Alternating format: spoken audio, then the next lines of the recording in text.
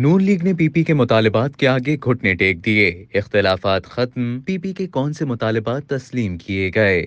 Senior صحافی عمر چیمہ کی خصوصی رپورٹ کے مطابق نون لیگ نے پاکستان پیپلز پارٹی کے ضلع انتظامیہ اور لا افسران کی تقرریوں، مختلف بورڈز اور اتھارٹیز میں نمائندگی، بلدیاتی انتخابات کا جلد انعقاد اور نون لیگ کے ارکان پارلیمنٹ کے مساوی ترقیاتی فنڈز کی تقسیم سے متعلق مطالبات تسلیم کر لیے ہیں۔ دونوں جماعتوں کے ارکان نے تصدیق کی ہے کہ وزیر اعلیٰ سیکریٹریٹ میں ایڈیشنل سیکریٹری تعینات کر دیا گیا ہے، جس کا کام پی پی کے مسائل حل کرنا ہے۔ نون لیگ پنجاب کی ترجمان عظمی بخاری نے ایسے کسی معاہدے سے لا علمی کا اظہار کرتے ہوئے کہا ہے کہ انہیں ایسے کسی معاہدے کا علم نہیں ہے، سیاسی بنیادوں پر پوسٹنگ نہیں ہوئی، البتہ حکومتی اتحادی پیپلز پارٹی کے خدشات سے نمٹنے کے لیے ایڈیشنل سیکریٹری کا تقرر کیا جا سکتا ہے۔ دونوں جماعتوں کے ارکان پارلیمنٹ نے تصدیق کی ہے کہ اختلافات دور ہو گئے ہیں۔ پیپلز پارٹی کے ایک رکن نے تفصیلات بتاتے ہوئے کہا کہ ہم نے اتحاد کی تشکیل کے وقت جس پر اتفاق کیا تھا اس بات پر عمل کے لیے کہا۔ نون لیگ کے ایک رہنما نے اتفاق کیا اور کہا کہ زیادہ تر مطالبات حقیقی نوعیت کے ہیں جن کے فوری ازالے کی ضرورت ہے۔ وزیر اعلیٰ سیکریٹریٹ میں ایک ایڈیشنل سیکریٹری تعینات کیا گیا ہے جس کا واحد کام پیپلز پارٹی کے مسائل کو حل کرنا ہے۔ اب سے پنجاب حکومت پیپلز پارٹی کی مشاورت سے